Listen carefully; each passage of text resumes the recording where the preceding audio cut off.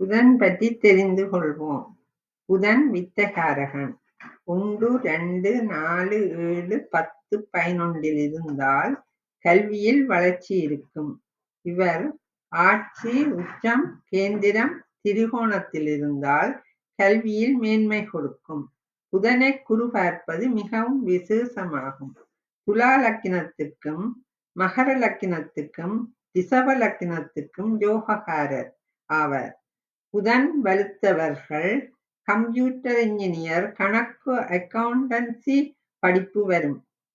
Computer engineer சிறந்த ஆடிட்டர்களாகவும், ஆசிரியர், எழுத்தாளர், ஓவியர், கவிஞர், இசையமைப்பாளர் இவர்கள் புதனின் ஆதிக்கம் பெற்றவரே. புதனும் சுக்கிரனும் குருவும் கூடியிருந்து திரிகோணத்தில் அல்லது இருவர் கூடியிருந்து ஒருவரால் பார்க்கப்பட்டால் மாபெரும் ராஜயோகம் அனுபவிப்பர். புதனும் சுக்கிரனும் 12ஆம் ராசியில் சேர்ந்திருந்தால் கல்வியில் தடை ஏற்பட்டு மீண்டும் கூடியவரை தொடராமல் சுணக்கம் ஏற்பட்டுவிடும். புதனும் சுக்கிரனும் கூடியிருந்தால் பட்டப்படிப்பு இல்லாவிட்டாலும் அதற்கு இணையான தகுதி ஏதாவது ஏற்பட்டு அதில் சீரும் சிறப்புமாக வாழ்வர்.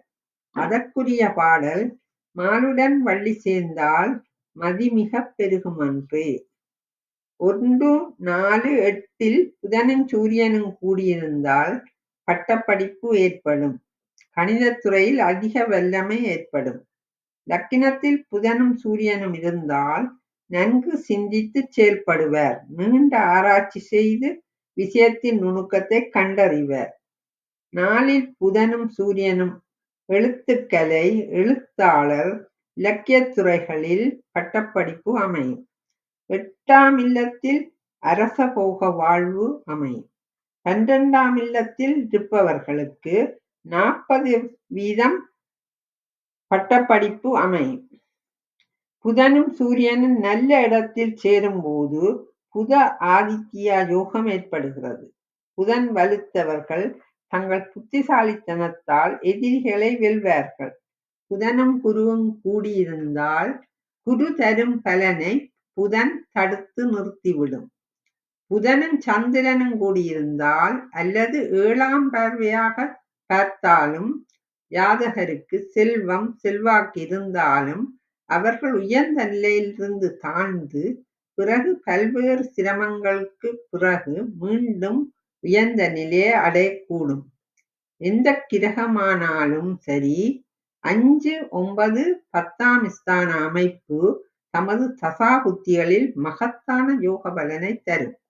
சில குழந்தைகள் பிறந்து 3 அல்லது 6 வருடங்கள் ஆகியும் பேசும் சக்தியை பெறாமல் இருப்பது ஜனன லக்கினத்திற்கு 3, 6, 8, 12 2ஆம் இல்ல அதிபதியும் புதனும் கூடியிருந்தால் பேசும் சக்தியை பெறாமல் இருப்பர்.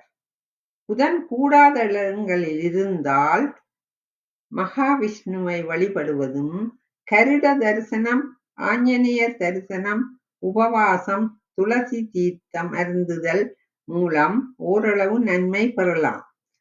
சப்ஸ்கிரைப் பண்ணி பெல் பட்டனையும் அழுத்தவும். அடுத்து சந்திப்போம். நன்றி, வணக்கம்.